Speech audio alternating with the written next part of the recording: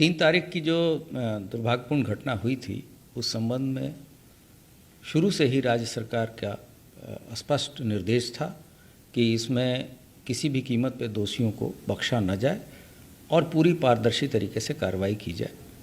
जैसा कि विदित है कि 3 अक्टूबर को एक दुर्भाग्यपूर्ण घटना घटी जिसमें कुल 8 लोगों की मृत्यु हुई।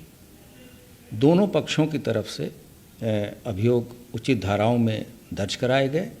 जो भी पक्षों ने लिख के दिया उस पे स्थानीय तिकोनिया थाने पे अपराध पंजीकृत कराया गया तथा शासन के द्वारा एक हाई पावर्ड कमेटी स्थानीय अधिकारियों के अलावा भेजी गई, जो वहाँ पर किसान बंधुओं से बातचीत करके जो भी उनकी डिमांड्स थी उनको माना गया और एक समझौते के तहत जो मृतक लोग थे उनके परिजनों को 45 लाख रुपए तथा घायलों के लिए 8 लाख रुपए तथा एक व्यक्ति को योग्यता के अनुसार वहाँ नौकरी दी गई तथा पूरे प्रकरण की जुडिशियल जांच के आदेश दिए गए। इसके अतिरिक्त ये भी बताया गया कि वहाँ पर किसी तरह के रूमर्स ना फैलें, इसके लिए एक स्थानीय कमेटी बनाई गई है वहाँ के एडिशनल एसपी के नेतृत्व में, जो कि इस दोनों विवेचनाओं को गहन तरीके से पर्यवेक्षण करेगी तथा एक हेल्पलाइन नंबर तथा एक ईमेल आईडी भी जारी किया गया है, जिससे कि कोई भी एविडेंस शेयर किए जा सकते हैं और जो भी एविडेंस शेयर करेगा उसकी आइडेंटिटी को गोपनीय रखा जाएगा तथा पूरी शुचिता और निष्पक्षता से कार्रवाई की जाएगी।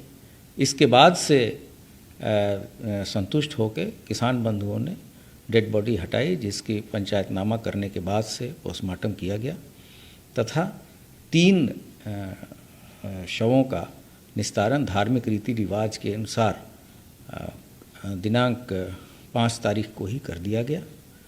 एक शव के में उनके परिजन संतुष्ट नहीं थे, इसके लिए शासन द्वारा एक विशेष डॉक्टरों का दल एक हेलीकॉप्टर से जनपद बहराइच भेजा गया, जहां पर उस शव का दोबारा पोस्टमार्टम कराया गया तथा परिजनों ने संतुष्ट होने के उपरांत उसका भी अंतिम संस्कार आज कर दिया गया और इस पूरे प्रकरण में शांति व्यवस्था बनी रही।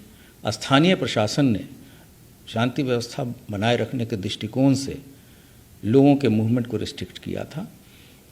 अब वहाँ पर लोगों को 5-5 के ग्रुप में जाने की अनुमति दे दी गई है। अब जो भी व्यक्ति जाना चाहें वो वहाँ जा सकते हैं।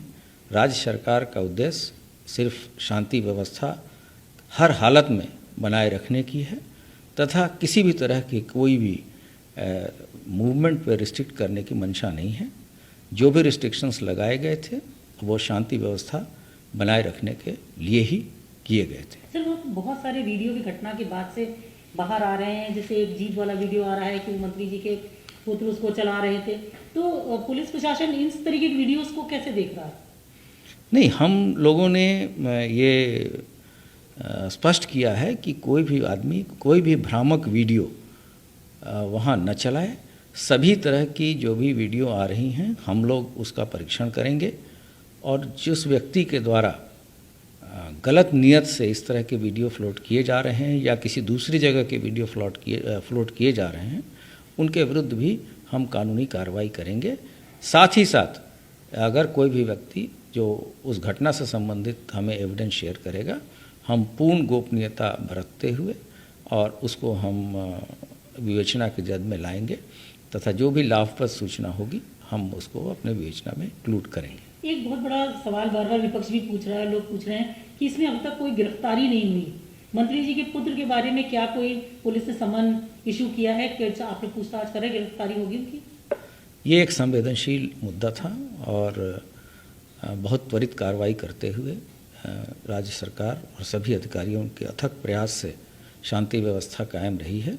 अब विवेचना के लिए भी तेजी लाई जाएगी और जैसा कि पूर्व में ही स्पष्ट किया जा चुका है कि कोई भी दोषी बख्शा नहीं जाएगा, तो इसमें अब आगे की आवश्यक कार्रवाई होगी। चूँकि अब सभी शवों का अंतिम संस्कार हो चुका है, शांति व्यवस्था बनी हुई है, तो अब पुलिस आगे की कार्रवाई, विवेचनात्मक कार्रवाई शुरू करेगी। हम ये कह सकते हैं कि शिकायत के आधार पर पुलिस अपना कार्रवाई आगे बढ़ाएगी तो जी, जो अभियोग पंजीकृत किए गए हैं उनमें गुण और दोष के आधार पर अग्रिम कार्रवाई की जाएगी। उसमें कोई भी अपराधी हो उसको पुलिस ये पूर्व में ही शासन के स्तर से ही स्पष्ट किया जा चुका है, ट्वीट किया जा चुका है कि किसी भी दोषी को बख्शा नहीं जाएगा। फिर ये जो प्रियंका गांधी को डिटेन किया गया या वो हिरासत में रखा गया, लगातार पॉलिटिकल पार्टीज इसको इशू बना रहे हैं, हमें आने नहीं दिया, एयरपोर्ट पे रोका गया, हालांकि आज आप लोगों ने अनुमति दे दी, लेकिन इतना जो समय लगा उसको लेकर के भी सवाल उठे। इसकी क्या, इसके पीछे मंशा सिर्फ शांति व्यवस्था थी? ये केवल शांति व्यवस्था बनाए रखने के लिए सभी लोगों से अपील भी की गई थी और किसी को भी वहाँ जाने की अनुमति नहीं दी गई। कुछ लोग चोरी छिपे गए थे, वहाँ स्थानीय स्तर पर भी उनके विरुद्ध उनको डिटेन किया गया था तथा वापस किया गया था। सारी रिस्ट्रिक्शंस जो लगाए गए थे वो शांति व्यवस्था बनाए रखने के लिए ही किए गए थे और अब जबकि चीज़ें अनुकूल हो रही हैं तो लोगों को धारा 144 के मद्देनज़र 5-5 की टोली में जाने की अनुमति स्थानीय प्रशासन के द्वारा दी जा रही है।